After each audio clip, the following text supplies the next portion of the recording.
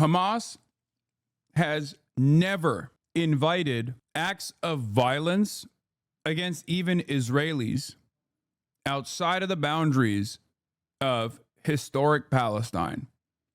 Okay? This, of course, obviously means occupied West Bank and territories such as that. Hamas and ISIS are not aligned with one another.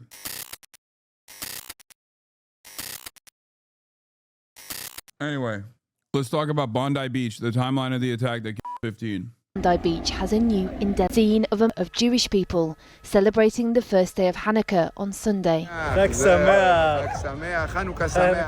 It was here in a fenced-off event on Sydney's iconic waterfront that a father and son shot into a crowd unable to escape. 15 people have been confirmed dead.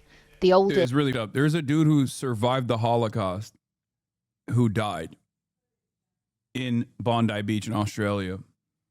Alexander Kleitman, an 87-year-old Holocaust survivor. Yeah, this guy. The youngest, a 10-year-old girl called Matilda. Pete Meager, a retired detective sergeant, was also killed, as well as London-born Rabbi Eli Schlanger. At least 38 others, including 2 police officers, are being treated in hospital. Some are still fighting for their lives. It's kind of like, I don't know, it's fish in a barrel. Muslims and Nazis have a lot in common. They really are incompetent if they're the fascists you claim, but they let you leave the country and come back all the time. Yeah, dude. I like that in your mind, the entire population, the entire Muslim population of the planet is exactly the same as Nazis. And also you are demanding that this administration actually prosecute me at the border, even though I'm a law-abiding, tax-paying American citizen. That's cool, man. Yeah, I wonder who's closer to the Nazis in that regard. Brother, you are literally a Trump supporter. Your entire worldview is the modern, somehow even lamer version of what the Nazis believed. None of this shit makes sense. Like, why can't you be consistent? It's the same principle behind, like, consistently saying, like, Nick Fuentes is base while simultaneously talking about, you know who's really anti-Semitic? Not Nick Fuentes, of course, but Muslims in general. Like, none of this makes sense. Yeah, speaking of Muslims, by the way, a Muslim dude that was on the scene was unarmed and actually thwarted the shooter, one of the 2, and got shot at in the process. Like, the guy had I think of what I've been told, he had an automatic rifle, big gun, standing on the bridge and just target practice. So I sort of opened the blind to see what was going on, and I just saw an older lady get shot, and she was on the floor. Saw an older guy get shot, very badly injured on the left-hand side, and I just saw a bunch of people screaming, run towards me. I didn't know what was going on. This Israeli tourist says he no longer feels safe in Sydney. I just realized it's a terror attacks against Jewish people. And then, like, I just ran and ran and ran. I didn't think anything. And then when I just stopped after I felt like it's a safe place, I stopped. And I was just thinking, like, wow, this is felt like being the same like what happened in 7th of October in Nova Festival. People are celebrating, enjoy the moment, enjoy the holiday. But amongst the horror are tales of courage, of volunteer lifeguards working on victims until emergency services arrived, and how this man, Ahmed Al-Ahmed, a Muslim Australian man originally from Syria, seen here in new footage given to Channel 4 News, tackled the gun off one of the attackers before getting shot himself. Hey guys, have you seen the gun? His parents, who recently arrived from Syria, spoke of their pride outside the hospital he's being treated in. My son is a hero. He served with the police and he has the impulse to protect people. When he saw these people on the ground covered in blood, his conscience and morals compelled him to attack one of the terrorists and take away his weapon. You know how a mother feels when she hears that her son is involved in an incident. Then, when I knew the details, I became very proud that my son was helping people and saving lives. The Australian Prime Minister praised Al-Ahmed, saying he'd fought the terrorists at great risk to himself and promised change as a result of the attack. What we saw yesterday was an act of pure evil, an act of terror. Yeah, Ahmed Al-Ahmed's background of being a Muslim Arab from Syria really threw a wrench in the plans of a lot of people who want to ties, not only against Muslims in general, but just like propagandizing in the direction of somehow making this about Israel and being pro-Israel and all this stuff, or tackling critics of Israel at the domestic level. And that's perhaps the reason why so many of them instantly were like, oh, he's actually a Maronite Christian from Lebanon. Like as though that would have changed the dynamic significantly or something, you know? Like, it's insane, dude. Like, you are so clearly looking at this harrowing act of violence and then heroic act of resistance. And instead of like looking at the situation, analyzing it, having any sort of care or consideration for the victims whatsoever, you insta-lock a precogged notion that this is like Islamic style jihad that's happening in the Western world, all this shit. Like, it sounds insane. Like, I don't think normal people look at it the way that Laura Loomer looks at it, you know? An act of anti-Semitism, an attack on the first day of Hanukkah, targeted at the Jewish community. A dark day in Australia's history on what should have been a day of light. The incident is one of the deadliest in Australian history.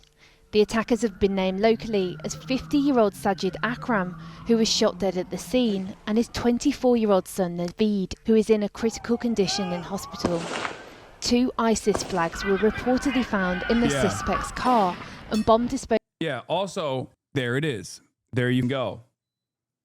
I think a lot of people are so primed to go along with whatever narrative they see, that I saw even people being like, oh, well, what if this is an act of, there was like some dumbass on the timeline that was like, do we feel like this is an act of resistance against Israel? It was like a pro-Palestinian guy tweeting that shit, and it's so dumb.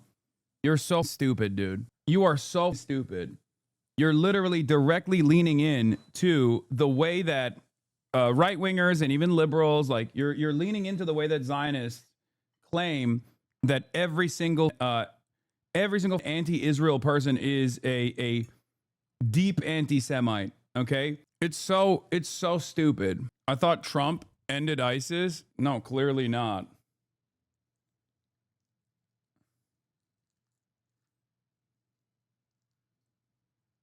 Did you see Bill Ackman donated the maximum amount for a GoFundMe for Ahmed? Yeah, I did see that. Strange times, I guess.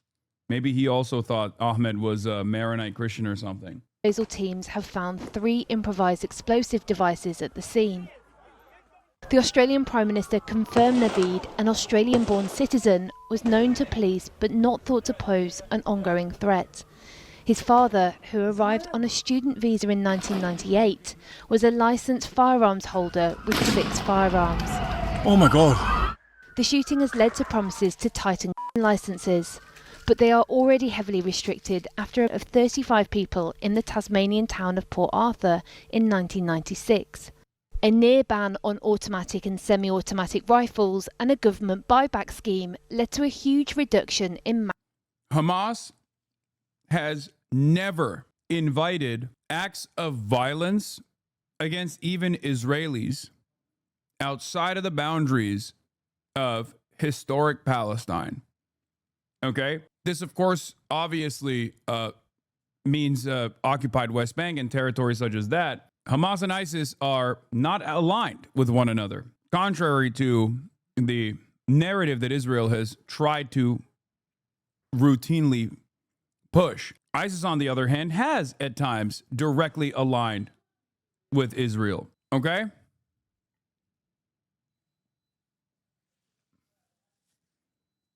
ISIS and ISIS affiliate groups have gotten logistical aid from Israel. ISIS and ISIS affiliated groups have gotten treated in Israeli hospitals. Israel tapped into ISIS affiliates when they were building an anti-Hamas coalition called the Popular Forces in Gaza that they tasked with stealing aid. ISIS and Hamas are consistently at odds with one another, consistently fighting against one another. Mass shootings, But firearms registrations in Australia have been increasing, largely down to individuals owning more guns, something that the government is now considering restricting. On Bondi's shore, there are floral tributes and moments of quiet reflection. The spot supposed to be the Sunday scene of Jewish celebration has instead become a memorial to lives so callously taken. As people hear more. Hospitals usually counter this by saying, what about the 1972 Olympics attack? You mean 1972? Which is more than 10 years before Hamas was even formed? I just said Hamas has never, in practice, came out and demanded any sort of global militancy against Israel, Israelis, or certainly not Jews, right? The question, how those celebrating a festival of light could have been plunged so violently into darkness. Well, joining me now is the Australian broadcaster Hamish MacDonald, presenter of Mornings on ABC Radio Sydney. Hamish, Netanyahu had incredibly strong words for Albanese, which he has rejected. But how heavy do these accusations hang in Australia today? I think the great difficulty that the Prime Minister is going to face, Krishnan, in responding both to Netanyahu and the international community is that those sentiments described by the Israeli Prime Minister are shared by a significant proportion of the Jewish community here in Australia. There are long-standing critiques of the Albanese government in terms of its efforts to stamp out anti-Semitism. There was a report handed down in July of this year by the government's own anti-Semitism envoy. It contained a raft of specific suggestions, recommendations for the government to implement. And as of today, the federal government still has not formally responded to that, though I note that the Home Affairs Minister and the Prime Minister saying, look, at different levels of government, we have started to implement some of it. But even the envoy herself, still in that position today. Why the fuck are they getting notes on combating anti-Semitism from an apartheid state that is doing a genocide led by an internationally recognized war criminal? What the fuck is this? Every government has a responsibility to protect all of its citizens, okay? Every government has that responsibility. Yes, this includes Jewish citizens, Muslim citizens, citizens of every different background. Why the fuck is Israel meddling in the affairs of how that must be conducted when we know exactly what that looks like here in the United States of America? A country that's supposed to have a pretty solid First Amendment that the Israeli lobby has directly violated time and time again with censorship initiatives, with loyalty pledges to the state of Israel. It's completely fucking ridiculous. They said, I want the government to respond in full to that report and show that they're serious about doing this and doing it quickly. And what about the mood in Australia with regard to the Muslim community as well? I mean, what difference has it made that this man being described as a hero who disarmed the father was himself from a Muslim Syrian background? Yeah, look, it's interesting, I think, Krishna, because you're not hearing any of the leaders, either at a state or federal level, explicitly making that point that you have just made, but I don't think it is lost on anyone. And I think what leaders have been at pains to point out is that this man is an ordinary Australian. That's what an ordinary Australian looks like. I think the broader point they're trying to make is that Sydney and Australia is often cited as one of the best examples of successful multicultural societies. What we've seen, though, in the last couple of years, particularly since the October 7 attacks, is that fracture lines that probably have existed all along have somehow bubbled up. They have not. No, that's not real. And the reason for why that's not real is because this isn't some sort of like ethnic tension or sectarian infighting. This is the overwhelming majorities of the population against their governments with respect to their allegiance, the government's allegiance to Israel, okay? You go out to these protests, it's not just Arabs that are at the protests, not just Muslims that are at the protests. These protests are diverse. There's even a generational diversity at these protests as well. And there's plenty of polling to prove that. I hate that this argument is always reduced to, well, this is like Muslims versus Jews thing that's playing itself out here on Australian soil. This is not who we are. Motherfucker, wake up. Jews are also anti-Israel, okay? The majority is anti-Israel. They're fucking protesting against the government for being pro-Israel, holding on to an allegiance that the majorities don't want. I don't like the way that these guys cover this stuff to make it seem like this is just a Muslim versus Jew thing, right? That's not the case. Being contained in the way that they perhaps have been in the past. Australian leaders often publicly make a bargain with the broader community that we welcome people to this country from all over the world, but leaders ask that you leave behind the problems of the regions, the countries, the conflicts that you have escaped. I think what we're seeing at the moment, because of conflict, but also because of the access to information and vision from conflicts around the world, is that those distances are no longer so great. It's all much more proximate. The geography that kept Australia separate from so many of the world's problems no longer acts as a constraint or a barrier to those problems existing here as well, Krishna. What about the fact that this family were on the police's radar? Is this being seen by anyone as a police failure? Look, it's certainly questions for the... Dude, Australians, first time, welcome. Welcome to the American experience, by the way. Classic. We know that statement all too well.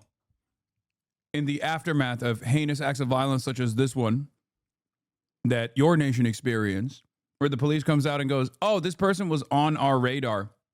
Wow. Yeah. Something that we are all too familiar with here in the United States of America. Intelligence agencies, ASIO, Australia's intelligence agency, had investigated the son, the younger of the two gunmen, who is still alive, who is in hospital under police guard as I'm talking to you now, in 2019 for possible links with a terror cell with connections with ISIS. What the authorities are saying is that there was no evidence that this individual or even his family, they interviewed all of them at the time, had any intention to act on anything or to participate in anything that cell may have been planning. The questions, though, that are now being raised are about the two men, the two gunmen. Reportedly, they travelled to the Philippines not very long ago. And so that seems... Maybe I'm wrong. And maybe this is misplaced, but I do still feel like the I still have more confidence in the Australian government than I do in the American one, if that makes sense. I know many Australians will say, no, that's stupid. But I don't think you guys understand how bad this is not to say the Australian government is competent or is good in general. I'm just saying that the American government is that fucking incompetent, if that makes sense. As far as like looking into this incident, I suspect that they might try to change certain things around, maybe do more rigorous background checks when giving people guns. In the United States of America, that's unheard of. Like, that would never happen. I'm simply relying on what Australia has done in the past. And maybe even the attitude that you don't want to be like America, because I feel like that's a real big motivator for a lot of countries that are not the United States of America in the English-speaking world. Maybe that will be enough for a lot of normie Australians to advocate for reasonable gun safety, gun control, things of that nature. Because there is definitely a new ideological boundary being drawn in many Western countries where all of the far right is increasingly LARPing as though they are American right-wingers. Like, there has been this almost universal magnification of the far right in every country, especially in the Western world. I find it very strange, but I'm sure Europeans in the chat will attest to this. I'm sure the Australians in the chat will attest to this. You'll see, like, Aussies, you'll see Aussie far right individuals start talking about like First Amendment or Second Amendment protections, like as though that fucking exists in Australia. to be much of the focus of investigations now because, of course, Southeast Asia has a long history of fundamentalist Islamic terrorism. Obviously, Jamaat Islamiyah was the big player when the Bali bombings occurred, but the Philippines has a long record of this as well. And how does it seem to you a day on in terms of the impact on the country? I mean, obviously, this is holiday time. Is politics and the nation reasonably united at this point? It's when there's a big bushfire, a big natural disaster, Australia does very clearly, overtly rally around, and it's sort of a straightforward equation.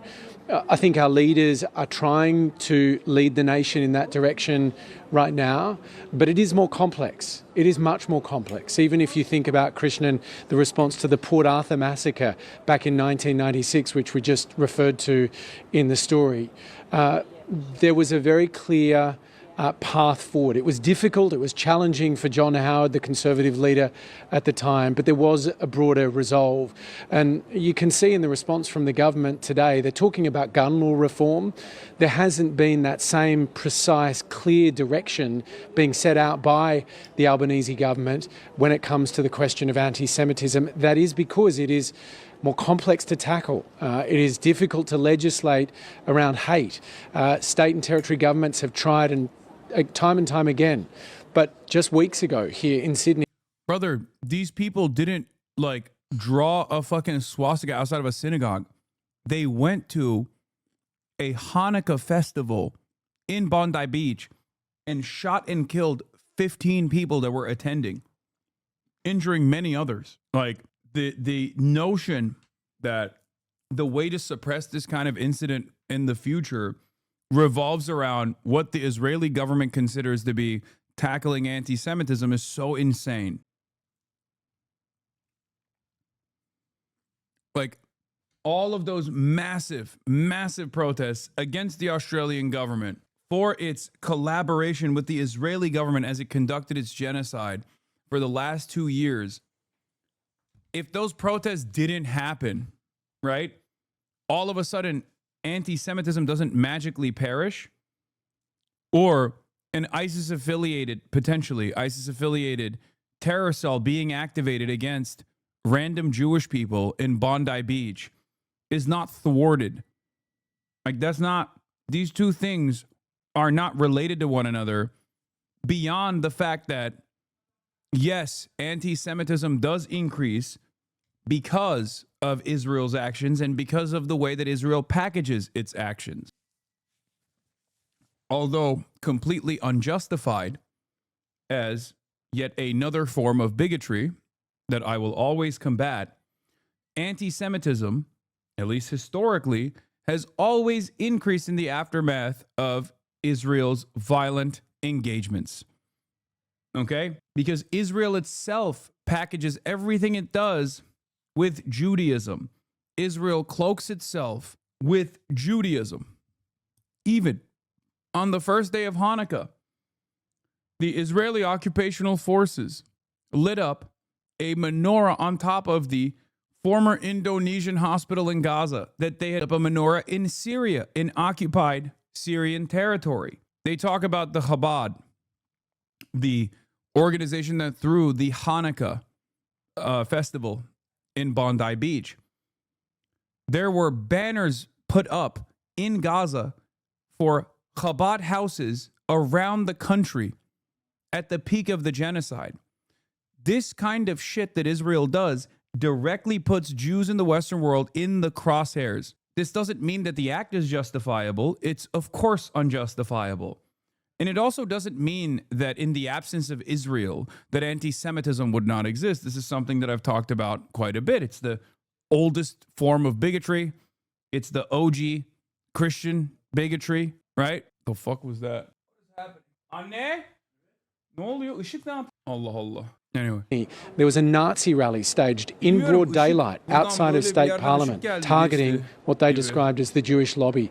This sent shivers down the spine, I think, of Sydney's Jewish community and broader society here in Australia as well. And when it comes to the gun laws, I mean, obviously Australia has incredibly strict gun laws, but gun ownership seems to have gone up extraordinarily over the last couple of years. Is it clear why?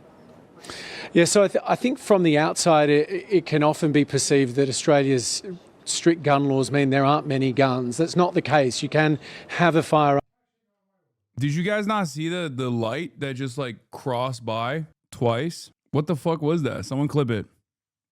I don't even know where it came from. That's what's so crazy about it. Because I don't have anything. Like, I don't have anything in front of me. I wonder where it came from. That was weird. No, it looked like flashlights outside, but there is no outside connection where I'm sitting. So you can't even see fucking flashlights that I've talked outside about quite a bit. It's the oldest form of bigotry. It's the OG Christian bigotry, right? Wait, what? Bigotry. Yeah, see? Look. Right? Right? Wait, what the fuck? The OG Christian bigotry.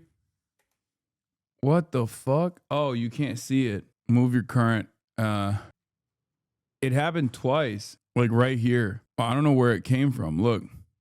Look. Form of bigotry. Like right here. It's the OG Christian bigotry. You see that? Like right there. And it happened twice. Car reflection from the window. I don't think you can. My windows are not open. There's no light that you can bring in from the windows. That's why I was confused. HasanAbi, literally nobody sees what you're talking about. Are you okay? Look, it's the OG Christian big. See, look, did you see it? Form of bigotry. It's the OG Christian big. Look, you see that? Like right there. Delayed rapture. You're going to heaven, buddy. No.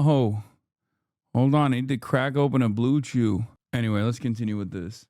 Arms license. For many people, getting that license means that it's in perpetuity. That's one of the issues that I think they're going to look at. But there has been a proliferation of guns, heavy marketing of guns, for example, in some states and territories.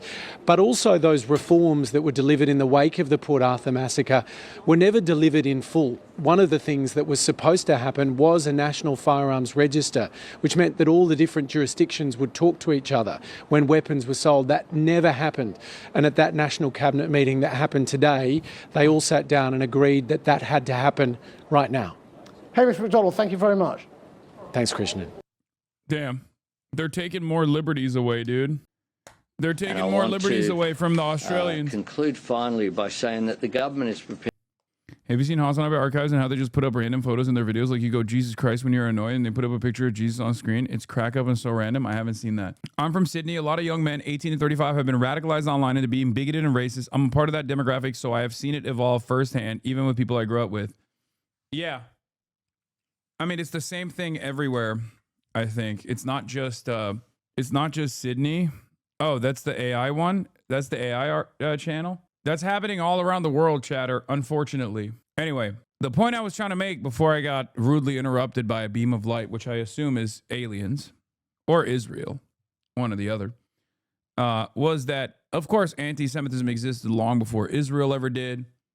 But Israel's actions, especially because they packaged those actions with Judaism falsely, absolutely causes more people to lean into anti-Semitic conspiracies, anti-Semitic tendencies, and it increases anti-Semitism in general.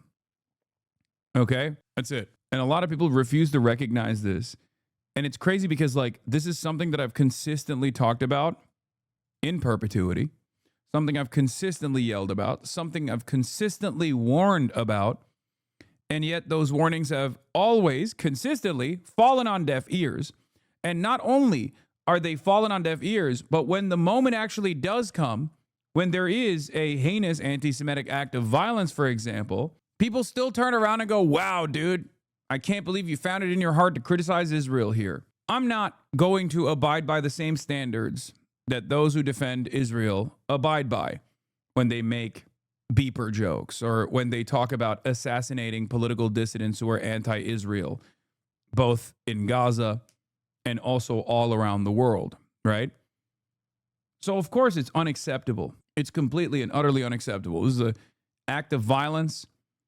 It's senseless violence. It is heinous. It's a horrible crime. No one should be fearful of this kind of violence or any kind of violence, really, for simply participating in a religious holiday, okay? It's monstrous bullshit. It's not advancing any cause. And there's never been a moment where I've ever entertained such things, and there will never be a moment where I will entertain such things. I made that very clear yesterday, but it bears repeating regardless. Okay? The reasons as to why I despise Israel is the same reason why I hate Nazis. Because Israel is built around a fascist exterminationist ideology known as Zionism. Okay? It is the driving principle, an ethno-religious supremacist ideology that demands consistent death and destruction for every group of person that Israel ends up occupying inevitably. It's an ethno-state. It's unacceptable. Okay? And while I have routinely talked about the differences of anti-Semitism as it exists in contemporary society as opposed to different forms of racism, anti-black racism, anti-brown racism, and how there is no systemic disenfranchisement of Jews, at least in contemporary American society, as opposed to historically there was, right? In contemporary American society, in the same way that there is systemic disenfranchisement of black and brown people, anti-Semitism still is a real bigotry, a real form of hate. I've made that clear over and over again, and I will continue to make that point clear over and over again. Okay? To take whatever action is necessary. Included in that is the need for tougher gun laws. And this afternoon at 4 o'clock, I will put on the agenda of the National Cabinet tougher gun laws, including limits on the number of guns that can be used or licensed by individuals. A review of licences over a period of time. People's circumstances change. People can be radicalised over a period of time. Licences should not be in perpetuity. And checks, of course, making sure that those checks and balances are in place as well. We will I'll take to National Cabinet this afternoon a proposal to empower agencies to examine what can be done in this area. The Ameri-brained version of events here, which I fear the Australian right will severely push, is no, actually, we need more guns in Australia. This wouldn't have happened if there were more guns, okay? And also, the real problem is not gun control, which we have already too much of, but it's actually Muslim control, right? Because that was what the unified American right position was. Their immediate response to this, this horrifying incident was to say, oh, it's not about gun control, it's about Muslim control. You got to do more Muslim control. We got to get more Islamophobic. Aussies don't have gun culture, plus the hero that broke that narrative up. I know. Obviously, a big dent was put into that Islamophobic narrative because of the brave actions taken by Ahmed al-Ahmed. Sad day for Laura Loomer and Benjamin Netanyahu on that front. I understand there was apparently another person, an asylum seeker, intervened in the Bondi Beach terror attack, but was shot at by the police and attacked by members of the public. This is not this is a different bystander, right? I live in Australia, and I'm unfortunately hearing a rumor of call to arms similar to the Cronulla riots that took place here. Yeah, I mean, I think the government will stamp that shit out. Also, cops behaving like cops. Also, this is another real reason why having more guns doesn't actually solve the problem. Hey man, I agree with you, but a lot of Jewish people, while they don't agree with what the government is doing, still believe that there should be a Jewish homeland. This is a belief that's been ingrained in them since they were little. How do you convince them that the whole concept of Israel is a bad thing to change their minds? I mean, I do it every fucking day. And I've done it to pretty decent success here on this broadcast. So, yeah, all ethno-states are bad because the way that you design, all ethno-states inevitably end up with Japan regardless, which is the closest you can get to an ethno-state that did its indigenous genocide many, many years prior to 2025, right? Centuries prior to 2025. But one that is developing as an ethno-state where the indigenous population is still there is always going to lead to ethnic cleansing, as we have seen. If you are anti-genocide, if you're anti-fascist, as many Jews are taught to be, then it's quite simple. Never again means never again for all. not just for, regardless of the insane amount of social conditioning that takes place. It's a fairly simple argument to present. I entirely agree, but I often hear an argument that all states are basically ethno-states. When you look at Europe, for example, maintaining the ethno-majority, what do you say? Yeah, the people that want to maintain an ethno-majority or talk about like maintaining a white ethno-majority are the fucking Nazis, dude. Like what? How does that not immediately reveal the position of the average Zionist? Yeah, it's the, like, I feel like maybe discourse has shifted so much, like the Overton window is slammed so far to the right that that's like the dynamic that people are comfortable existing in, where there's just like, well, that's just the right-wing position, right? Like, you know, people want to have a ethnic majority in their own countries or whatever the fuck, right? Sorry, not a Japanese history expert. What native people Japanese genocided in Japanese history? The Ainu people is one of the indigenous population that the Japanese ethnically cleansed.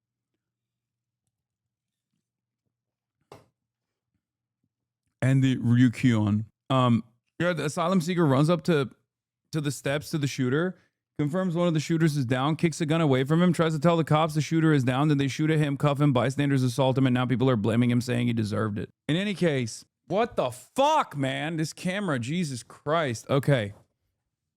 The point I'm trying to make is that back in the day, maybe I'm too old for this now, but back in the day when someone were to say, oh, we must maintain a demographic concern, we must maintain a secure future for our white children, you kind of understood that that person was a fucking fascist. We must secure an existence for our Jewish children just changes one word out of the 14 words. It changes it from white to Jewish.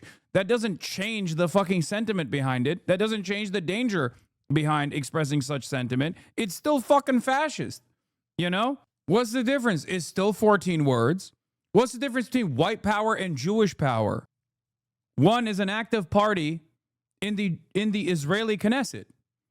It's the party that Itamar Ben-Gvir is a part of, the Jewish Power Party. It is not that complicated.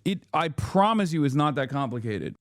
Quite clearly, the Howard government's gun laws have made an enormous difference in Australia and are a proud moment of reform, quite rightly, achieved across the parliament with bipartisan... I don't know, man. What about Black Power? Great question. Black Power was developed as a resistance front at a time when black people, as the minority, were being severely restricted and dominated. You're oversimplifying it, man. No, I'm not. Jewish people in Israel are not a part of the outgroup. They're not a marginalized population that's being fucking dominated. Okay? White power and black power, the difference between white power and black power is that one is already in the in-group and wants more domination of the outgroup. Jewish power in Israel is the same thing. And the reality of the matter is, right? But why does Jewish power have to be Zionist in nature? The fuck? I already explained it to you. Because Zionism is an ethno-religious supremacist ideology. If you have institutional power and you want more domination of the outgroup, you're a fascist. If you want to develop a national identity when you are under colonial occupation, that movement will be a liberationist one. Black Power, which is the original version, before white people looked at Black Power and said, let's do white power instead, was about liberating black people from the chains of segregation, okay? From the chains of racial domination in a white supremacist country. Just like Black Lives Matter is supposed to tackle police disproportionately targeting black neighborhoods, as opposed to All Lives Matter is supposed to be a response against that from white people to say, oh, what do you mean Black Lives Matter? What about All Lives Matter? People's consciousness on this issue. The negative connotation with fascism and Nazi ideology is going away, pointing out fascists and saying that's bad. The Nazis believe the exact same thing won't work as an argument for much longer, in my opinion. You're going to have to argue why an ethno-state and ethnic cleansing is a bad project in the next decade. Yeah, that's precisely the reason why I started using Japan as an example. if Israel doesn't collapse and its project is complete, that will be seen as the successful model. I agree. I know. I see that. That's why the way I cover this stuff has changed as well. The reason why nationalism and fascism is bad is not just because like I don't just like point to the Nazis and say, well, they're the bad guys. They're the ultimate bad guys in this like secular religion that we've created. It is what the Nazis would ironically say. What neo-Nazis say now is like this: the Holocaust was wrong and Hitler was a bad man is considered a secular religion. Okay, that's what fascists say nowadays, right? But there's a good reason why we understand that the Holocaust was immoral and Adolf Hitler was repugnant. Okay? And that's because of the mechanized death and destruction. The whole point is you should not justify the wholesale slaughter of an entire population of people just because you've identified them as an aberration that must be excised. I don't like that we are actively normalizing fascism. Ironically enough, Israel is playing a major role in the normalization of fascist ethno-supremacist ideology in liberal society. And what I think a lot of people are incredibly short-sighted on in this regard is that it is opening up the space for neo-Nazis to also basically say, why can't we just do Israel for whites? Why can't we do Israel for white Christians? I want to do Israel for white people.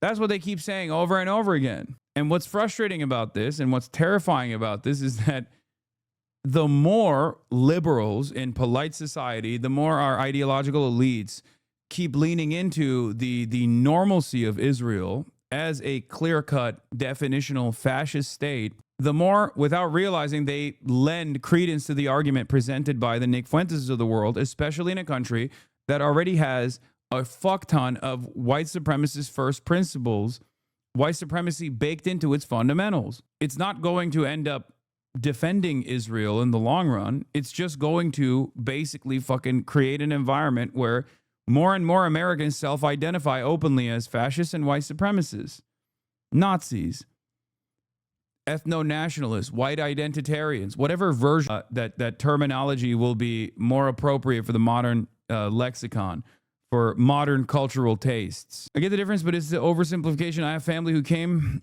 What? I have family who came to America to flee pogroms in Western Russia. What? It's not an oversimplification at all. It's because it's quite simple. You just don't want to see it. You feel me? It's quite simple. You just refuse to recognize it, and it's fine. You just don't want to see it. And at this stage, you still refuse to see it. I don't know what to tell you. I don't know how to explain it to you. Those Jews deserve nowadays to have a future as a jewelry, not saying it has to be what the Zionists want. Wait, what? Those Jew deserve nowadays to have a future as a what?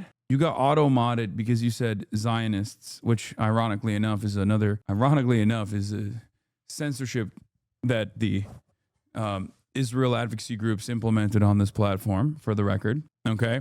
Nobody is saying Jews don't deserve to live in the Western world or wherever they live comfortably. As a matter of fact, I want everyone to live comfortably. There's never been a moment where I've said like, oh yeah, Jews need to get the fuck out of here. It's insane. What do I always say? The greatest danger to Israel's existence is not Hamas or Hezbollah. It's actually Sherman Oaks, Beverly Hills, Boca Raton, Brooklyn. Okay? Because as long as Jews live comfortably in the Western world and achieve levels of success and can comfortably exist in the Western world, why the fuck would they go live in Israel? And if your project relies on all Jews constantly being in a state of panic and constantly being fearful that they are going to be victim to anti-Semitic attacks in the Western world whenever they, leave their houses or when they go to their synagogues or whatever, then they have to defend Israel for that reason. They have to come to Israel and live in Israel and make babies in Israel because that's what a fascist ultimately cares about.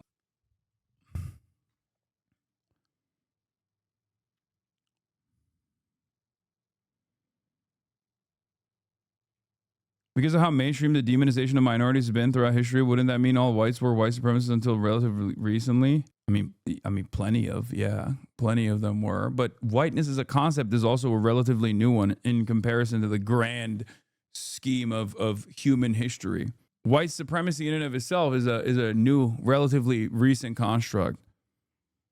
People didn't think like that. That wasn't something like the Roman Empire is a great example of ancient Greece is another example of this. A lot of white supremacists present the Roman Empire and ancient Greece as like profound white civilizational achievements. None of those motherfuckers would be read as white at all. They didn't think that they were white. They didn't have a concept such as white back then. Okay? That's not a thing. That was never a factor of consideration in their societal design. Okay? And even whiteness in the United States of America has evolved over the years. If you go all the way back to Benjamin Franklin, he very famously said that America was a nation state or a land for the Reds. He's talking about the Native American population, and the white Anglo-Saxon Protestants, with only one exception made for the French, and that's because he really liked French girls, famously. Okay? He considered Germans and Scandinavians to be swarthy and not of pure Anglo-Saxon stock. They were not considered white back then, in his eyes. Okay? They were not considered a part of the in-group. And throughout time, the United States of America became one of the most diverse nations on the fucking planet through migration patterns. And every single time there was a new group of people that were coming in from a different country, they were at first met with tremendous resistance. There was a time when Irish people were not considered white. There was a time when Catholic Italians were not considered white. There was a time when Greeks were not considered white. Polish people were not considered white. Jewish people were not considered white. All of which is now understandably under the banner of whiteness in modern society. Okay?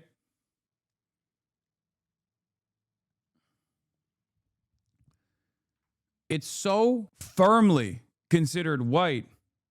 These people of European stock now are so firmly considered white that it's like unimaginable in 2025. Many people who were, who've been around for multiple decades, like they can't even consider a world where someone would look at you twice if you were to hire like an Irish person, that you would consider an Irish person to be non-white. That's like unheard of, right? And now slowly but surely, we're moving in the direction of Latino people also being considered white as well. Hispanic people in this country are also now being considered white. Part of that is because whiteness needs to be in a nation that is white supremacist. Whiteness needs to expand. But whiteness as a socio-political construct is defined by its proximity to blackness, non-whiteness. And therefore, it's a socio-political construct that was designed around purity. So as long as there's more people coming in and people are, mixing amongst themselves consensually as adults, the more this self-standard, like this self-imposed standard, is going to have to understandably shrink. And in an effort to not let it shrink, the broader sentiment is bringing in these new groups of people under the banner of whiteness, okay? The easiest way to explain it to you is Barack Obama. Barack Obama is considered the first black president of the United States of America, even though half of his relatives are white. Why is that the case? Why is Barack Obama black and not considered white? The reason why is because of the one-drop rule. The reason why is because of how whiteness was designed, okay? As long as you have a degree of black lineage, you will not be considered white. It's that simple. Because being mixed doesn't make you not black, Lemafao. Yeah, that's the point. Yes, that's my point. That's exactly. I'm trying to explain to people who don't understand this concept the ways in which whiteness, as you also correctly pointed out, and white supremacy, like the concept of whiteness in general was created around this made up form of purity. And that purity and its boundaries were simply your degree of proximity to blackness. That's the reason why Barack Obama is not considered yet another white president, but the first black president. Yeah, dog, I'm backing you up. Well, thank you. Thank you for the backup chatter. So, any ideology, any ideology that designs its utopian future around these made up boundaries is destined for death, destruction, and ultimately failure. Nationalist ideology or fascist ideology of this sort, which I would say is when nationalist narratives are defended by the already existing in-group, right? When they are advanced, you get Adolf Hitler. That's the logical conclusion of fascist ideology. A society designed around this false standard of genetic purity or ethnic purity or national purity or religious purity is always destined to fail. It's an incredibly silly use of resources. We're seeing a smaller version of that in America right now with the Trump administration and with Stephen Miller. The notion that our neighbors that have been living on U.S. soil for decades at this point are actually here with indecent goals, that they want to actually ruin American society as they operate as a monolith to destroy American society. And not that like they have the exact same worldview that you have, that you and I have, that they have the exact same goals that you and I have, that they're just simply trying to put a roof over their heads, have a hot meal, be able to design a better future for their children, and that they're somehow here with indecent purpose. The question always is, why the fuck are we spending billions of dollars beefing up an agency whose sole purpose is to terrify the fuck out of your neighbors and to kidnap them and to lock them into concentration camps? It's ridiculous. Shouldn't those resources be used elsewhere to fix the bridges, to fix the roads, to build robust infrastructure, to build housing for all, to make sure that we are taking care of ourselves? Nope. We got to keep going on this death and destruction initiative, and we got to give billions and billions of dollars to Israel. That's what the issue is here. And support. If we need to toughen these up, if there's anything we can do, I'm certainly up for it, and I hope to get National Cabinet on board for that this afternoon as well.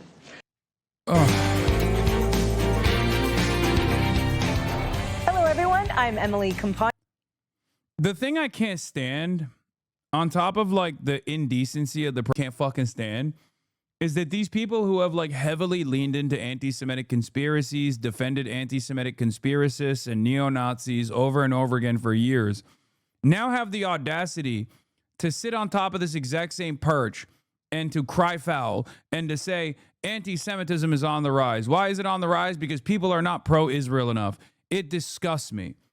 I'm seeing a smaller version of that in, my own orbit here on Twitch with the very same people that very clearly, with routine frequency, with regular frequency, promote the likes of Nick Fuentes and lean into anti-Semitic conspiracy theories, only to turn around and weaponize false smears of anti-Semitism against people like myself for the crime of shitting on Israel, for the crime of being a morally consistent anti-fascist, for the crime of someone who is consistent on the principles of anti-genocide. I hate that. I hate it so much. It's just my own personal pet peeve. I'm sure many people don't give a fuck about it that much, but it is really, really disgusting. These are the very same people that have for years entertained neo-Nazis, have defended neo-Nazis. It's so fucking bad faith. It also creates this weird dynamic where, like, you are more an anti-Semite in their eyes as long as you're coming from a Muslim background than like someone who is coming from a whiter background that says neo-Nazi shit. The real anti-Semite in the Western world is someone who doesn't want to see Palestinians get slaughtered, not someone who is saying all Jews are monolithic and defending Israel unconditionally and actually are a real ever-present danger to Western civilization because they've done, unlimited third world migration initiatives in this country with the express purpose of destroying it. Things that Adolf Hitler and his lackeys said. Those guys are not the real anti-Semites. The real anti-Semite is the fucking average Muslim. Brother, as a Jew, tell me about it. These guys have hated Jews for decades behind dog whistles. It's so gross to see them act like they hate anti-Semitism when in reality they just want an excuse to demonize the other people they hate more. Exactly. Along with Harold Ford Jr., Jesse Waters, Dana Perino, and Greg Gutfeld. It's 5 o'clock in New York City, and this is The Five. At any moment, we are expecting an update from police and local officials in Rhode Island on the deadly mass shooting at Brown University. Police are still searching for a suspected gunman after releasing a possible suspect earlier. But first to this, the threat of radical Islamic terrorism is once again on our radar after the horrific anti-Semitic attack in Australia. 2 gunmen, a father and son, targeting a Hanukkah celebration on Bondi Beach in Sydney. 15 people were shot to death, including children as young as 8 years old. President Trump praising the efforts of a heroic bystander who bravely tackled one of the suspects to the ground. It's been a very... Why are you not commenting about Trump's mental tweet about Rob Reiner? I did earlier today.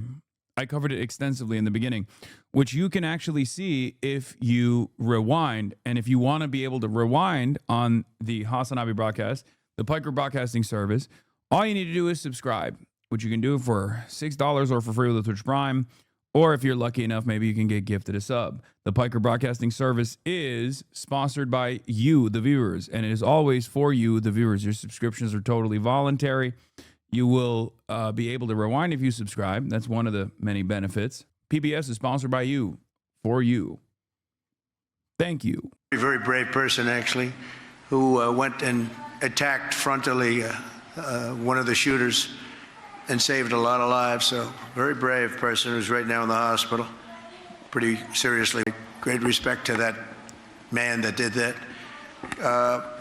But we're here for a different reason. We're here to celebrate Christmas and to... Yeah, what was his name? It's just, I don't know. I mean, I'm sure he has a name, right? What was his name? Celebrate, and I think today we can very say loudly, we celebrate Hanukkah, because that was such a horrible attack. That was a purely anti-Semitic attack.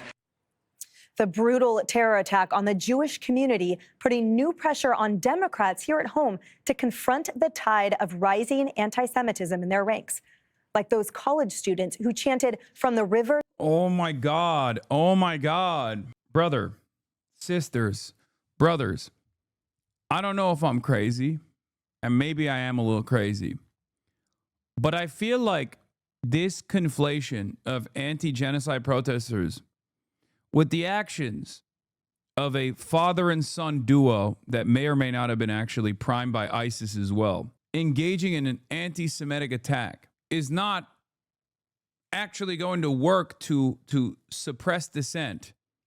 People are just going to still be anti-genocide. They're still going to be anti-Israel. So all you're doing is basically continuously conflating being anti-Israel with being anti-Semitic. Every single day of the week, this dangerous conflation is repeated on every single mainstream organ. They do it on CNN. They do it on Fox News. They do it over and over and over again.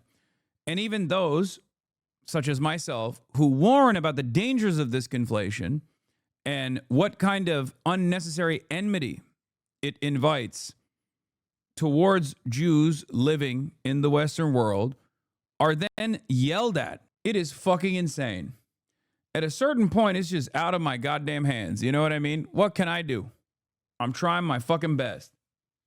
To the seat, Democrat Senator John Fetterman with this message for his party. Just call it what it is. Anti-Semitism is a worldwide scourge, and it's constantly demonstrated to be deadly, and it keeps manifests itself in these things. It's an absolute betrayal for Israel and for the worldwide Jewish community, like whether it's France or Australia or any of these nations, our Western allies now calling for a two-state solution when Hamas refuses to disarm. Yeah, that's why this happened. Yeah. These guys were like, oh my, Albany said that there should be a state recognition, a conditional recognition of Palestinian statehood. Well, now is our opportunity to go kill a bunch of Jews at the Hanukkah festival in Bondi Beach. Thank you, John Fetterman. You did it. You cracked the fucking case. It is so unimaginably incoherent. Except the reason why this is being advanced by this dullard, this ogre here, is not like this inconsistent, incoherent narrative is not just being advanced by this fucking ogre. It's being advanced by Benjamin Netanyahu as well. He's just repeating the same talking points. So you don't even have to be a brain damaged moron to come up and repeat these talking points. You hear it from people who aren't brain damaged morons either. Former Australian Prime Minister Malcolm Turnbull says Benjamin Netanyahu should stay out of our politics after the Israeli Prime Minister said Australia's support of a Palestinian state is inflaming anti-Semitism in the country. Netanyahu made the comments after a mass shooting on Bondi Beach during a Hanukkah event that left 15 people dead. Would respectfully say to Bibi Netanyahu, please stay out of our politics. Hours after this terrible incident happened, he very openly blamed your Prime Minister, Anthony Albanese, by saying that the recognition of Palestine was pouring fuel on anti-Semitism in Israel, in Australia, and he just, and that the government was weak in its response to those warning signs. Do you buy that criticism from the Israeli government? Look, no, I do not. And I would respectfully say to Bibi Netanyahu, please stay out of our politics. If you've got that kind of commentary to make, you are not helping. I know Netanyahu. I mean, that's awesome. Yeah. It's the bare minimum. How is anti-Semitism any different from any other form of bigotry? I mean, there are differences to it. The differences are, like, it's bigotry regardless, right? But there are historic differences to it with how successful it's been implemented as like a guiding principle. And in contemporary society, the differences are simply that there is no systemic disenfranchisement of Jews as opposed to like the systemic forms of discrimination that, black and brown people experience. And of course, because it's most commonly used as a defense mechanism for this settler colonial apparatus that is doing a genocide, it's the only one that you fucking hear about. Obviously, this is an appropriate moment to hear about anti-Semitism, considering that this was an anti-Semitic act of violence directly targeting a Hanukkah ceremony. But in many other instances, and even in this one, when this is a valid instance of anti-Semitism, a real instance of anti-Semitic violence, very quickly, so many fucking charlatans try to deviate the discourse back to like hurting Israel's feelings, and it blows my fucking mind. Of course, not helped that like even the victims that are there are instantly saying this happened because you gave money to Palestine. It's one of the most psychotic fucking things I've ever encountered. It's just, I think about this quite a bit. It's maybe it's my background. Like, my name is Hasan. I'm Muslim, but maybe it's because of that I just cannot comprehend how so many Jewish people very publicly and very visibly will identify themselves as Zionists and openly talk about the ambitions of Israel as a positive, even in the immediate aftermath of a heinous attack that killed a 87-year-old Holocaust survivor and a 10-year-old. Bodies are being picked up behind you. Your first inclination, if that in that moment, is still to like defend the interests of Israel. I don't know. I don't know what to do about that. But it unironically is reminiscent of like a thing that never really existed, but a thing that was falsely conflated in the media during the global war on terror. All Muslims are ISIS. All Muslims are fundamentalists. All Muslims love ISIS. A dangerous lie that was repeated over and over again, reinforced through stereotyping in every aspect of the media in an effort to justify the global war on terror. When in fact, by and large, ISIS's primary victims have been Muslims. So whenever I see anyone, really, but especially when I see Jewish people openly talk about how much they love Israel. Whenever I see Jewish people say, like, I'm a Zionist, I'm a proud Zionist, I love Israel, I care about Israel, how dare you fucking talk shit about Israel? I'm like, what are you doing, man? Like, don't you realize that you are attaching yourself, your identity, your religion to a genocidal apartheid state? you are making your own life in the Western world more difficult. You are making the lives of other Jews that you love more difficult with this dangerous conflation. You should be speaking out against this. You know, you should be speaking out against it every day. Of course, no such reality exists where Muslims ran around talking about how much they fucking love ISIS, obviously. And yet this conflation was still brought up with regular frequency in mainstream media. But there are plenty of Jewish people who do go on television and say, Israel is the most important thing in my life. And if you speak out against Israel, you're fucking anti-Semitic. It's insane. Were just slaughtered in Bondi, Australia, the first night of Hanukkah celebration in a raging, horrifying anti-Semitic attack. Awful.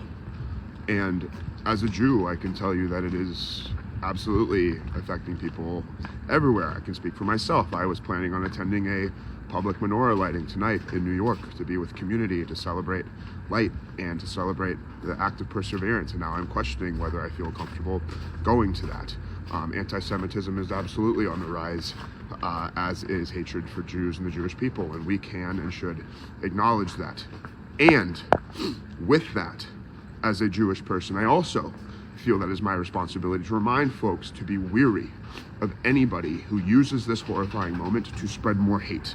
Be weary of anybody who uses this horrifying moment to pour fuel on the fire that is already raging of Islamophobia.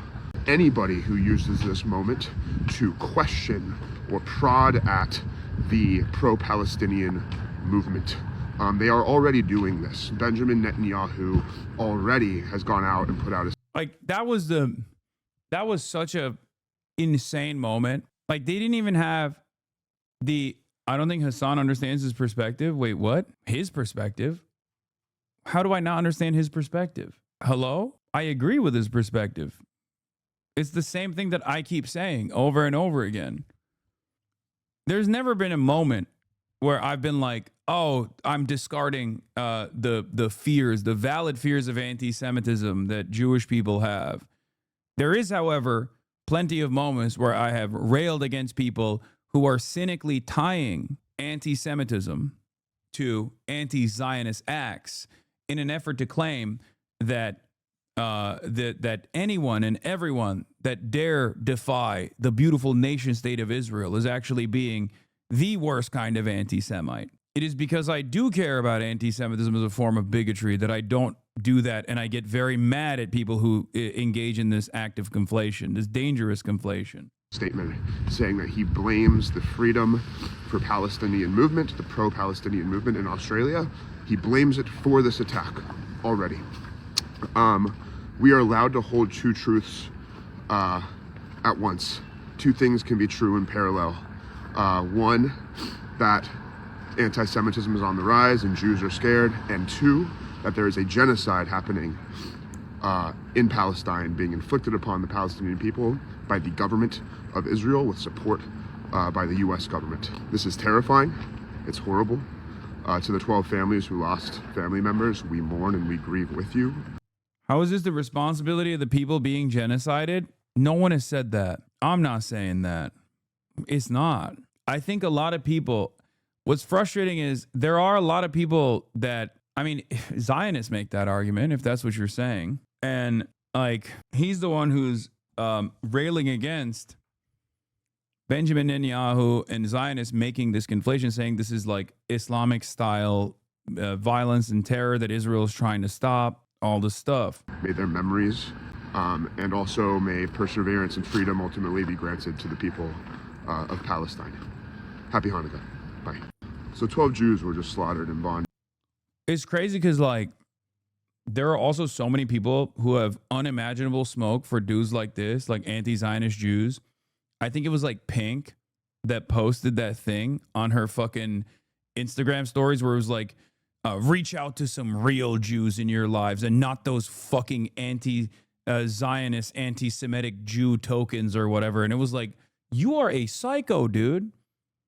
You are a psychotic person. Like, you have already ordained anti-genocide, like Jews that hold a consistent anti-genocide position as non-Jews. That is fucking insane. Yes, Pink the musician. Yeah. Yeah, she posted that shit. I don't give a fuck what anyone's background is. I only care about what their worldview looks like, what their ideology is, what the causes that they're advancing, okay? Is mind-boggling to me. Jenna Ortega, however, was great. Because you're here today. In defending Palestine. This is an older video, I think, right? My mom will always be a hero, but another hero of mine today, I don't know, I'm quite gravitated towards the people of Palestine. And the way that they speak up and, you know, the way that they're continuously using their voice no matter how much the world seems to ignore them. Remember when Times of Israel did a fucking blog post comparing Jenna Ortega to Kanye West? Because Jenna Ortega had posted about like an infographic about Israeli occupation.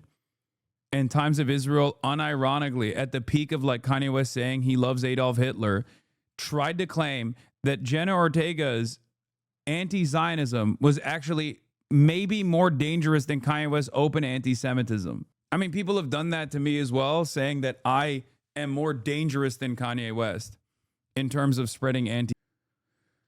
Yeah, this is a truly absurd and vile response from Pink that blames anti-occupation Jews for yesterday's massacre of Jewish people. Pink says, today's a good day to let your Jewish friends know you see and believe them and their lived experience and love them more than you love social media propaganda and tokenize anti-Zionist voices. And I guess it's from Jonah Platt originally. It's so fucking gross. It's so gross. What the hell are you doing? I will never, ever in a million years understand a nation state that is engaging in like unlimited live streamed baby murder and just tying your entire identity to that so publicly. Okay. Perhaps a part of the reason why I don't automatically assume that every Jewish person that I meet is an ultra Zionist attached to the hip at the settler colonial enterprises, because I myself have regularly received accusations, false accusations, that I like deny the Armenian genocide or don't believe in the Kurdish emancipatory movement and things of that nature because of my Turkish background. But I just don't do that. But it does blow my mind that people will publicly posture in this direction. There's also this: with no supporting evidence, the New York Times publishes Bret Stephens' claim that Australia's mass murder can be blamed on pro-Palestinian activists, saying resistance is justified, globalize the intifada, and by any means necessary. Yeah, that's what happened. That's what happened. That's what it was. Yeah, we really need to put a stop to this criticism of Israel stuff, please. I know him pretty well, actually. And I understand where he's coming from, his passion and so forth, but this is not helping and it's not right. I mean, as Albanese has said, and as we all know, as Wes Streeting has said in your country, the vast majority of countries in the world recognise Palestine as a state. The vast majority are supportive. Yeah, wait till the ISIS affiliate comes out and says, oh, I got radicalized in the pro-Palestinian protests. Just wait for that round of discourse, by the way. The Pakistani dude who had an ISIS flag in his car is going to turn around and be like, I actually was radicalized at the massive Melbourne pro-Palestinian protests, and that's why I did this heinous act of violence. And also, I've learned from my mistakes. I think Israel should exist. If people weren't criticizing Israel, I wouldn't have done this or some shit. That's what he's going to come out and say. Two-state solution. Indeed, when I was Prime Minister, Israel emotionally supported a two-state solution. It doesn't any longer. And the message that I used to make when I was in Parliament, and the message I've made since then, is we cannot allow these foreign... Yeah, he's going to be like, oh, isn't he not Pakistani? I thought he was. Am I wrong? That was the initial reporting, wars and but maybe I'm wrong. To be imported here. We are a very successful multicultural society. We need to ensure that wars in the Middle East, wars in any... No, the Syrian guy is Ahmed Al-Ahmed, the one that thwarted the shooters. Is there a filter on this video? No, he's of Indian and Italian ancestry, supposedly now. What the fuck? That is Afghan, and Naved is Australian born. And are actively trying to kill Jews. That is not the appropriate reward after 10/7 and this thing. And now it looks like the FBI has foiled a potential act of pro-Palestinian terror here on American soil. 4 members of a far-left anti-government group have been arrested. They are facing charges for allegedly planning a series of bomb attacks across Southern California on New Year's Eve. Officials say they were motivated by extreme anti-law enforcement and anti-government ideology. Dana, a lot to unpack here. You had some powerful interviews during your show earlier this morning. Yeah, so I think this is what globalizing the Intifada looks like. And Wow. Hey, are you anti-genocide? Stop that. Don't do it. This is what it looks like. And if you listen to Call Me Back, which is Dan Senor's podcast, he had like low key, these guys sound like some of the most like insane fucking third worldists that you see on Twitter every now and then, who are like, no, actually this act was justified because I bet all of the people that they killed were Zionists. It's like they do a little handshake on this stuff, okay? Now, of course, the most rabid of the third world is that come out with that kind of shit on Twitter are like 4 people in a Discord server, you know? They have no motion, they have nothing. These are obviously mainstream reporters on the most popular mainstream news network, so it's a little bit different. one of his regular guests on today who's from Israel, and he's there. And there is intel that has been around since about August, but that's a month after Iran's nuclear weapon stockpile was obliterated by the United States and Israel. Yeah. Note that Pam Bondi describes this group, which has an American-centric name and was targeting ICE, as pro-Palestinian even before she calls them anti-government. I mean, as someone who has attended many pro-Palestinian protests and spoke at rallies, organized alongside many other groups in pro-Palestinian advocacy, I've never heard of these guys. I'm also anti-ICE. I've never heard of these guys. I wonder what happened there. You're lost? Yeah, it's because I'm not a real one like those guys are. You're right. Yeah. Real advocacy and real organizing is not around fucking fundraisers or mass awareness initiatives or anything of that sort. It's actually when you get together with an FBI informant who tells you that they should make explosive ordnance in a desert somewhere in direct view of a Reaper drone in broad fucking daylight, or go to the Philippines and get like trained by ISIS, by ISIS affiliates in the Philippines to come back and do a heinous act of anti-Semitic violence. That's the real pro-Palestinian cause. Okay. August, there was this intel that said basically there is some state actor out there. Might be, bro. Should have been doing real praxis instead of chirping on the internet. You know, the fuck have I done? You know, just going to rallies, organizing, stuff like that is just fucking lame. That is orchestrating these attacks, encouraging these attacks, okay? And you can go through them one by one. You can see there's things happening. There was this in the Christmas market in Germany. That attack was foiled, thank goodness. You had the New Year celebration in Los Angeles. They foiled that plot today. That was announced earlier. Paris has canceled its New Year's Eve celebrations because they're concerned about this very thing, which to me says they've got intelligence that says that this was possibly going to happen and they didn't know where the people were. And they're like, let's just cancel it in order for everyone to be safe. You had the shooting of our National Guard. You have a call to action, which means that we have to have a continued vigilance and to be on offense. There is only one way to beat back radical Islamic terrorism and anti-Semitism, and then that is to be on offense and to have moral clarity, and the moral clarity like what President Trump just discussed.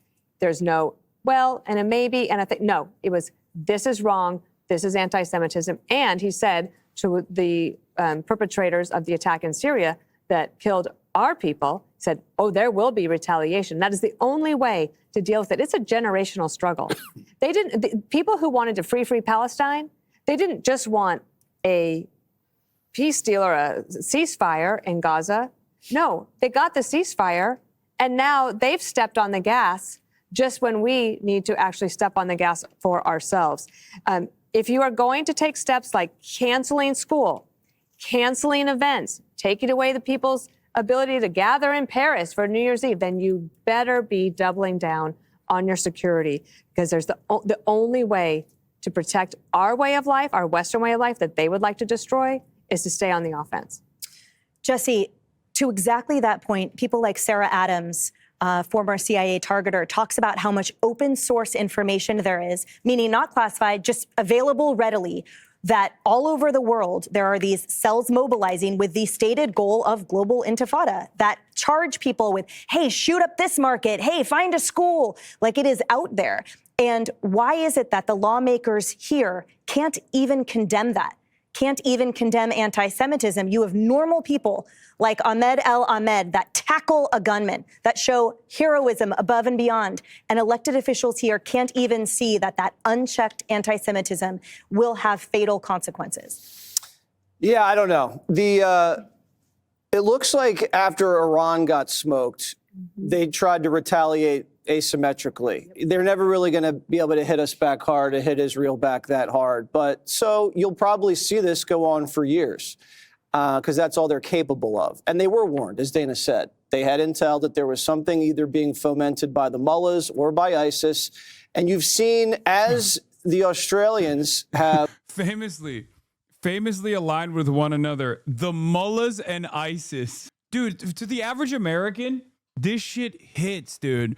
They literally look at that and go, yeah, no, classic Iran-ISIS collaboration, which we know happens all the time, you know, famously very friendly with one another.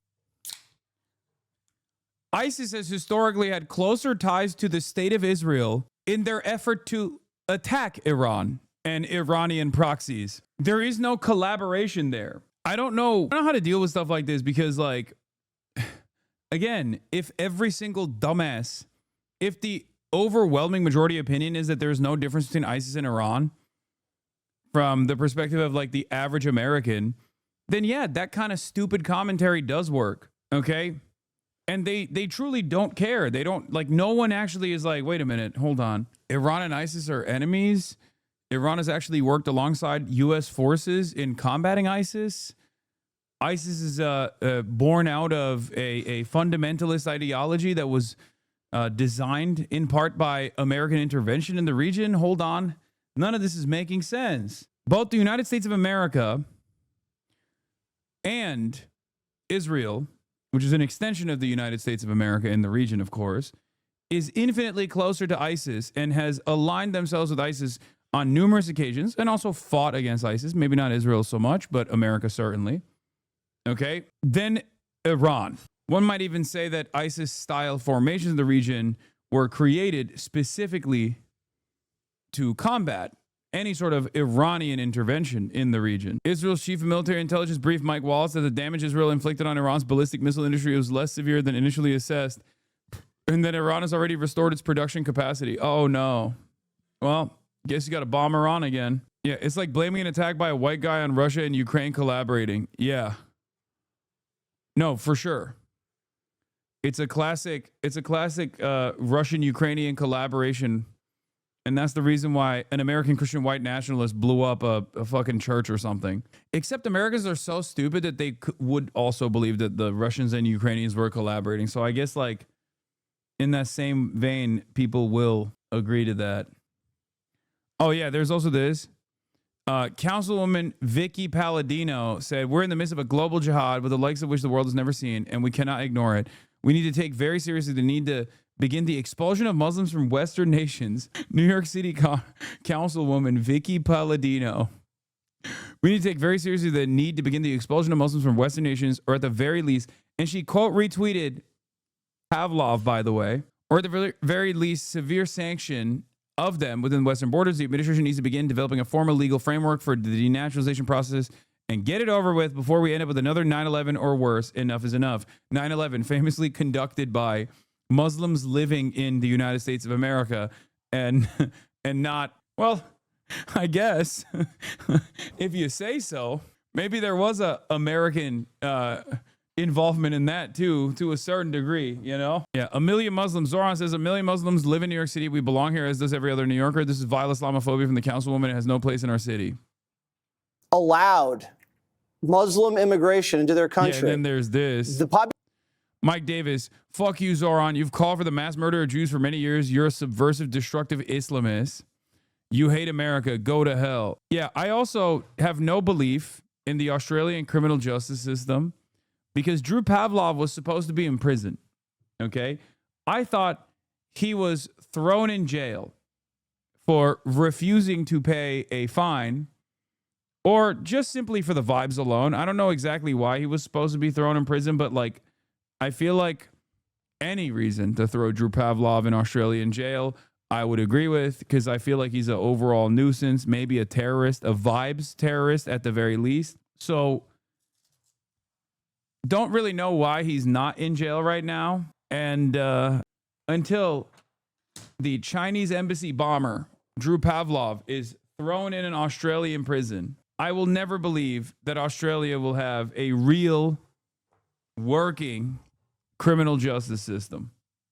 Population of Muslims into Australia has doubled over the last 2 decades. And as that population has grown, there's been a very, very sharp rise in anti-Semitic attacks. Just in the last couple of years, there have been fire bombings of synagogues. There have been fire bombings of Jewish businesses. This is kind of coming to a head there. And I guess maybe they didn't act on the intelligence. I don't know what they did, but there's definitely going to be people that are going to lose their jobs. So the kid was an immigrant. We believe the father was born in Australia, and the kid was on a the opposite, man. Terror watch list, so that he was all over the government's radar. So the kids, dude, what the fuck? I can't believe how, brother. He's not even lying. He just didn't even read it at all. Like, there's probably papers in front of him that his producers put together with the actual information. But because the goal here is not to deliver the truth or make any sort of serious commentary, but simply just to sit there and say dumb fuck bullshit like, oh, another classic ISIS-Iran collaboration, he doesn't need to say anything but Islam bad, Muslims bad, this is how Muslims are, we got to get the Muslims out, we got to kill all of them, we got to make sure that they die wherever they are. It's a scourge on the Western world. There's no reason for accuracy here. As a matter of fact, accuracy is not rewarded, it's punished. On the watch list, and the dad has an arsenal of weapons, and these weapons are legally held. So the family is on a watch list and it has an arsenal. What the hell good is the watch list if you're going to allow that? You either have. Also, this makes no dang sense. Are we now on board with watch lists and taking away people's weapons now? Like, is that what Jesse Waters is advocating for? That's crazy. Feels like a shot. Strict gun control, like they said, or you should let the people of Australia arm themselves to protect. What the fuck is Fox News Patriot, bro? This is crazy. Hey everyone, I'm Emily Campagno. Cities and synagogues across the U.S. following the targeted attack in Australia that killed at least 15 people at a Hanukkah celebration there. Chief Investigative Correspondent Aaron Kontursky is tracking security for us. Good morning, Aaron. And good morning to you. Yeah, I do see the inherent irony in Jesse Waters being a staunch advocate for red flag laws and taking away guns from people, as long as the guns are being taken away from Muslims, I guess. Which I don't disagree with. I mean, yeah, if you're fucking on a government watch list of some sort, yeah, you shouldn't have guns. I just don't think Jesse Waters agrees with that. And if, the roles were reversed and we were talking about a watch list for like potential white supremacist terrorists or something, I suspect that Jesse Waters would be losing his fucking mind over such a thing. He'd be like, this is the most dangerous violation of the Second Amendment I've ever seen, you know? JD now claiming all immigrants are the most significant contributors to all ethnic hatred in the U.S. We imported a lot of people with ethnic grievances prior generations didn't have. We celebrated this as the fruits of multiculturalism. Now we're super surprised that the people we imported with ethnic grievances still have those ethnic grievances. The most significant single thing you could do is eliminate anti-Semitism and any other kind of ethnic hatred is to support our efforts to lower immigration and promote assimilation. Do you think any real racists ever get mad that JD Vance is talking like this? Where they're like, excuse me, I have homegrown, my resentment towards Jews over many generations. I learned it from my daddy. He learned it from his daddy. We've been burning crosses on black people's lawns. And now this fucking Catholic convert, heretic scumbag is on the timeline talking shit, saying, oh, it was the fucking Muslims that actually brought anti-Semitism to this beautiful nation. No, the fuck it wasn't. You think any Klansmen get mad about this shit? Also, brother, your wife is Indian. I keep forgetting because I guess that's his point. He's just trying to make people forget that he's married to an Indian woman. So that, like, what are you saying? As someone with racist MAGA family members, yes, they hate it. And that's exactly why he's got no emotion. I've seen Fela and Gutfeld make anti-Semitic jokes. Their audiences didn't react well. Yeah, because boomers are the one generation that actually doesn't play with that shit because, you know, they have close proximity to World War II. Straight up. They also happen to be super pro-Israel, unfortunately. I wish that, like, their anger towards anti-Semitism also extended to, like, you know, all modern fascist movements or all identities. But yeah, this kind of stuff is positively European. This is the European approach to racism, okay? Like, it's pretty ridiculous that Europeans have the audacity, the gall to claim that anti-Semitism was exported by Muslims, okay? When one could say it was pretty much invented there and definitely perfected there, okay? But it is remarkable that they're trying to pull this shit in America as well now. Oh, it's the Muslims that brought anti-Semitism to this country.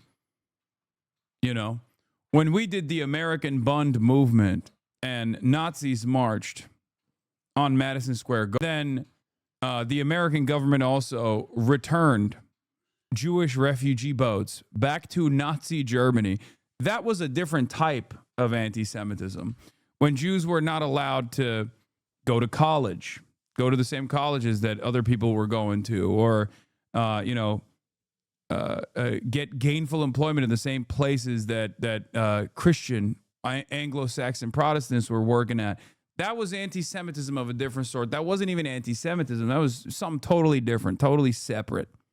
Okay? Yeah, that was actually the plague of secret imams running the government all the way until the 1940s. FDR, Fuat Doğan Ragıp. That's right. That's his real name. Yeah, he was Mohammedan. Many people don't know this. Yeah, he wasn't just hiding the fact that he had a limp and couldn't walk because of childhood polio. He was hiding the fact that he actually received the light of Allah in his heart. It was a Islamic style anti-Semitism. Yeah, many people are saying this. Robin, this towering menorah here is meant to be a light in dark times, and it was lit on the first night of Hanukkah under heavy guard. Police in New York and in cities across the country are stepping up security for Hanukkah celebrations after the deadly rampage in Australia. The police commissioner here said that attack was no isolated incident, but part of what she called a wider assault on FDR did the first takia in U.S. history. On Jewish life.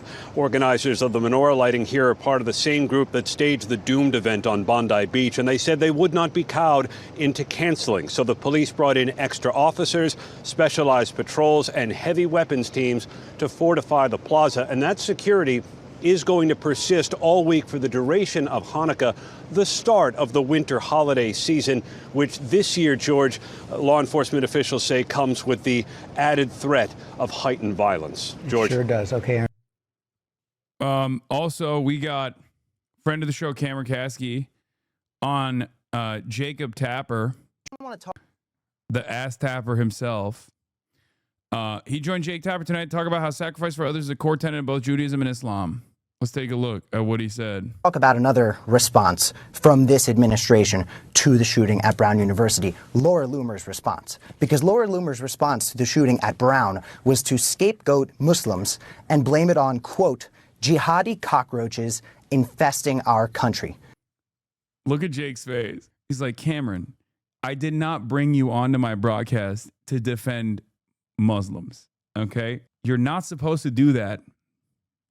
That's only briefly allowed. Donald Trump is shitting on all Somali Americans, okay?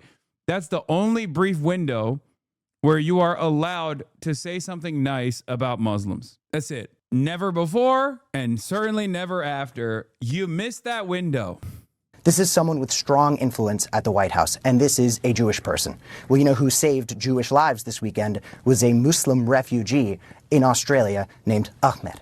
Ahmed was a good guy without a gun. He was an unarmed man who put his life on the line to stop an anti-Semitic terror attack. He was practicing ithar, which is the Islamic principle of selflessness and sacrifice. And these are values shared by Judaism and Islam. Quran. He's a corked out white boy right there. Oh my God. Oh my God. Hit him with the surahs? What the hell, dude? Yeah, he's reading. Yeah, guess what? In the name of Allah, read. That was the first thing Allah told the Prophet Muhammad, peace be upon him, to do. Okay, that's right. Reading, also Muslimic. Many people don't know this. But reading, also a Muslimic principle. 532. Whoever saves one life, it is as if we had saved all of humanity. And what this administration wants to do is turn us against each other. I'm not used to white people defending us Muslims on mainstream media. I might cry. No, Cam is the man. Divide us by race, by gender identity, by religion, to make sure we are not focused on the people at the top who are profiting off of this violence. Where did the shooter hide a gun? In Brown? I have no idea. But we apparently don't have enough fucking videos of the shooter after the incident anyway, so who knows? Anyway, yeah, better question. Not where the gun was being hidden, but where is the fucking shooter, dude? Where is the fucking shooter? Wouldn't this just embolden more shooters if they are not able to catch them anymore? I'm gonna be honest with you. I think we're maxed out. Like, I think whether they catch this one or don't catch this one, I don't think you can embolden someone who is invested in doing a mass shooting in the United States. I mean, what's going to happen? Instead of one mass shooting a day, we're going to have two? Is that what's going to happen? Because at this point, it's just like it's every other day. They're maximum emboldened anyway. And it's not like they, in many circumstances, it's not like death or prosecution is the reason why they stop themselves from engaging in such heinous acts. Many of them actually, want to die. It's like a longer version of doing suicide by cop. So, hello. Did you have a good walk? Hell yeah. Hello. Okay. There were two the day Charlie got killed. That's true. There was another. Oh no. You are dangerous. I gave you a high five when you adjusted the focus there. Yeah, the focus is fucked up again. It's always fucked up. Check out Clandis Owens. She tweeted about the meeting. Wait, I want to see. Where? Send me the link. Kaya.